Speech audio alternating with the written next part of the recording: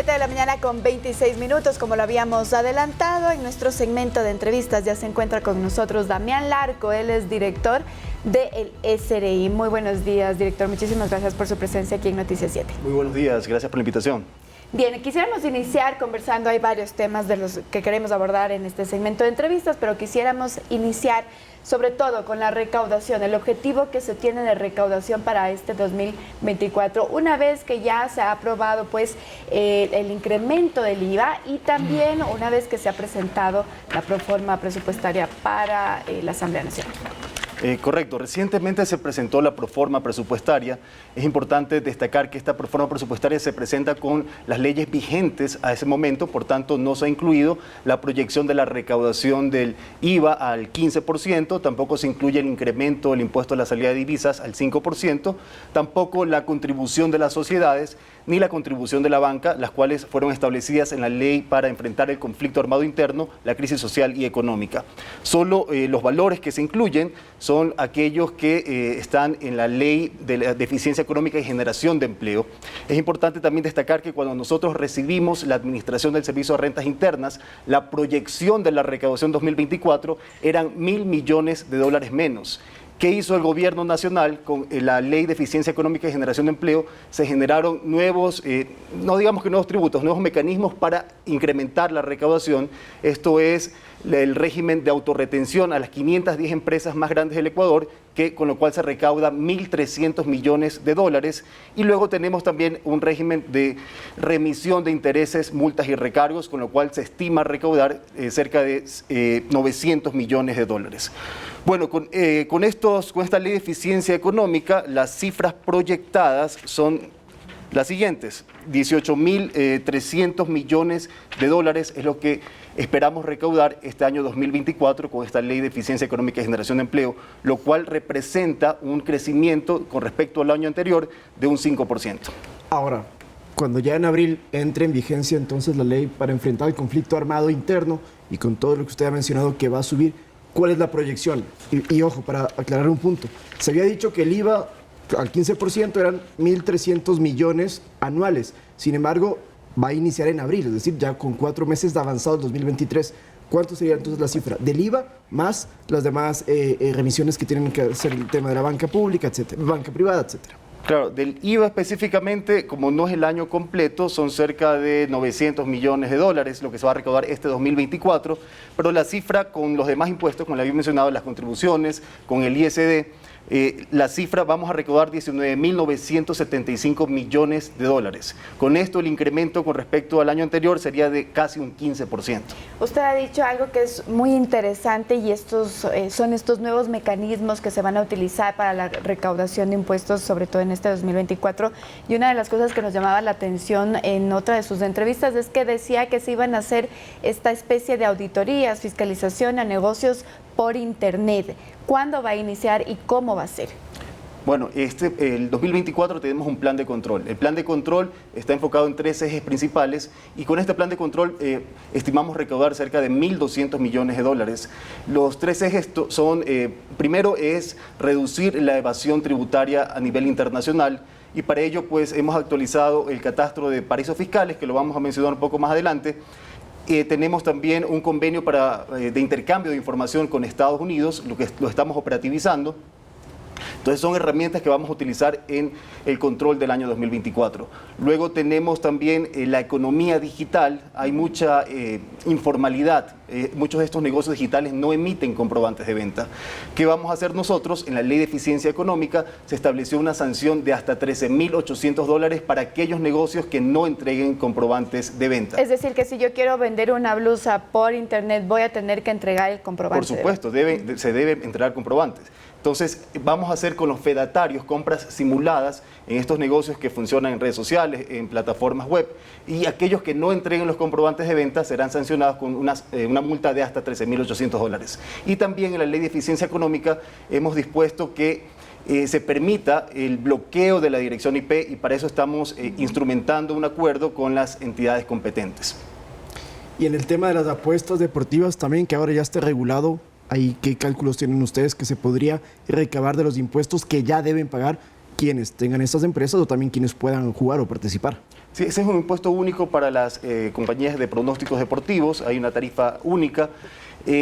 Y eso lo estamos también nosotros operativizando. Esperamos hasta mediados de año tener el reglamento para poder ya que entre en vigencia este régimen para los pronósticos deportivos. Bien, ahora vamos a cambiar de tema, director, porque también sabemos, se ha conocido en las últimas horas que Albania ha regresado a la lista de paraísos fiscales, pero en primera instancia quisiera que nos explique un poco más para entenderlo, para tenerlo mucho más claro, ¿qué significa eso, que regrese a la lista de paraísos fiscales? Bueno, primero, para la ciudadanía, ¿qué es un paraíso fiscal? Son países que tienen una baja carga tributaria o nula y los controles tributarios son mínimos. Eso, el resultado de aquello es que incentiva a muchas compañías que trasladen utilidades desde Ecuador, por ejemplo, que tenemos una tarifa del 25%, trasladen las utilidades a estos paraísos fiscales, con lo cual generan un ahorro tributario, entre comillas, porque ese ahorro realmente va en detrimento del fisco.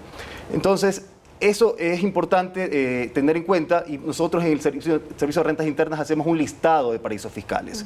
De acuerdo a lo que dispone la ley, hay básicamente 3 condiciones para establecer si un país es o no paraíso fiscal. Estas condiciones, la primera es que permita a este país que existan compañías de papel, compañías que no tengan personal, que no tengan activos, sin embargo son altamente rentables. ¿Por qué? Porque se trasladan las utilidades a estas compañías de papel y que no pagan impuestos. Esa es una condición. La segunda condición es que no tengan un intercambio de información efectivo. Ecuador es parte del Foro Global, es un organismo de la OECD con el cual se intercambia información de manera automática con cerca de 100 jurisdicciones. Albania es uno de ellos. Y la tercera condición es que la tasa de impuesto a la renta de ese país sea inferior a un 60% de la que rige en Ecuador. Entonces, en el análisis que hemos hecho de Albania, si bien Albania es parte de este intercambio de información, a la fecha tenemos un informe del Foro Global en el cual indica que este intercambio no es efectivo, que el resultado de esta evaluación es que no es satisfactorio y por ende no cumple las condiciones. Cumple estas condiciones, cumple 2 de 3 y debemos calificarlo como un paraíso fiscal. Y cuando calificamos entonces a un país, en este caso en específico Albania, ¿eso qué significa para las empresas ecuatorianas, para los exportadores ecuatorianos? ¿Qué implica que entonces para el SRI Albania es un paraíso fiscal? Lo primero es que los controles del SRI son muy estrictos para las operaciones con paraísos fiscales. Y luego hay muchas restricciones a nivel legal. Por ejemplo, los pagos al exterior están sujetos a una retención del 25%. Sin embargo, si estos pagos al exterior son hechos a una compañía que está constituida en un paraíso fiscal, esa retención sube al 37%. ¿Por qué? Porque se presume que se estarían trasladando utilidades hacia este paraíso fiscal, entonces se eleva la retención aquí en Ecuador. O sea, no es que se les prohíbe que mantengan los vínculos comerciales, se les ponen más impuestos o se les solicita Correcto, más. no se sataniza tanto el hecho de que haya operación con el paraíso fiscal. Por ejemplo, Panamá es un paraíso fiscal y hay operaciones efectivas. Lo que controlamos es que no se trasladen utilidades hacia esas jurisdicciones. Eso es lo que se controla por parte del Servicio de Rentas Internas. Habíamos comentado que Albania regresa a esta lista. ¿Por qué regresa? Porque ya estaba aquí en Ecuador. ¿Hace cuánto tiempo se la sacó de esta lista y cómo es que vuelve entonces a entrar? Albania siempre estuvo en el listado. Sin embargo, en octubre del año 2022, durante la administración de Guillermo Lasso, se decidió, en base a un análisis que hicieron, eliminar a Albania del listado de paraísos fiscales. ¿Qué otros países están en el listado? Porque me imagino que en la casa la gente se pregunta cuáles son. No muchos sabían que existía un listado por parte del Ecuador. Son más de 70 jurisdicciones que están catalogadas como paraísos fiscales por parte de la Administración Tributaria. Panamá, por ejemplo, ¿lo consideramos paraíso fiscal? Panamá lo consideramos paraíso fiscal. Si bien tenemos bastantes operaciones con Panamá, es considerado paraíso fiscal. ¿Cómo perjudicó al Ecuador que se haya sacado de la lista a Albania? Bueno, los controles, disminuyeron los controles por parte de la Administración Tributaria. Por eso es importante tener definidos los paraísos fiscales, porque una vez que identificamos que hay operaciones con paraísos fiscales, hay pagos, transferencias a paraísos fiscales, los controles de la Administración son mucho más exhaustivos. Ok, y ustedes como SRI pueden hacer una especie de detección de empresas que tengan vínculos o que justamente exportan a Albania y que puede haber este tema de evasión tributaria, y ustedes informárselo a instituciones como por ejemplo la Policía Nacional o algún otro organismo. Esto porque todos sabemos que en Albania también existe grupos delincuenciales que están operando en el país y que eso es lo que obedece a la medida que están tomando ustedes. Sí, bueno, el presidente Daniel Noboa ha tomado una decisión de atacar a estos grupos, el crimen organizado, atacar la evasión tributaria y para esa decisión se ha hecho un convenio con diferentes instituciones del Estado, el Servicio de Rentas Internas, la UAFE, el Ministerio del Interior, el Ministerio del Gobierno y la SENAE, cada uno en base a sus competencias. Nosotros hacemos la revisión para ver la evasión tributaria. Sin embargo, en esos procesos de revisión hay indicios de delitos financieros, de lavado de activos, por ejemplo, los cuales son informados a estas instituciones del Estado para que sigan ampliando la investigación.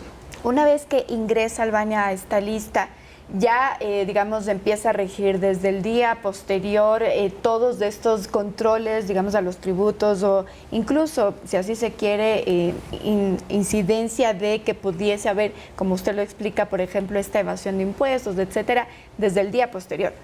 Sí, inmediatamente. Este año 2024 Albania ya está sujeta a los controles por parte de la Administración Tributaria y es importante destacar que en la Ley de Extinción de Dominio que se aprobó recientemente hay una disposición al Servicio de Rentas Internas de que se investiguen, que se hagan análisis sobre los activos y operaciones que ciudadanos ecuatorianos o empresas ecuatorianas tengan con paraísos fiscales. Entonces, es importante que se actualice este listado de paraísos fiscales porque al final del año vamos a hacer un reporte que va a ser informado a la Asamblea Nacional. ¿Hay algún otro país que podría ingresar a esta lista que tal vez ustedes proyectarían para este 2024? ¿Algún otro aparte de Albania?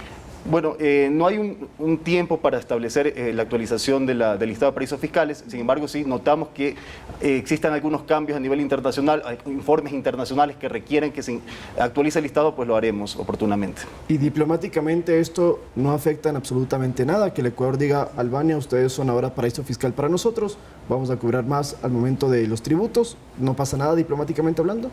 Bueno, tenemos las justificaciones legales, como le decía, hay ya un reporte a nivel internacional, no lo hacemos nosotros, ese reporte lo recibimos de este foro que es de la OECD, donde están los países más industrializados del mundo, y ellos son los que reportan que no se cumple satisfactoriamente con estos estándares internacionales de transparencia fiscal. ¿Y Albania ya les ha contestado a ustedes?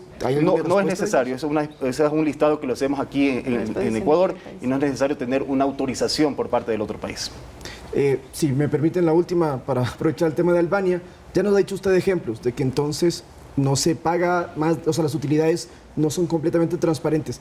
Pero para que tengamos noción, ¿qué tantas empresas o qué porcentaje de nuestras exportaciones o de nuestros vínculos comerciales iban para Albania?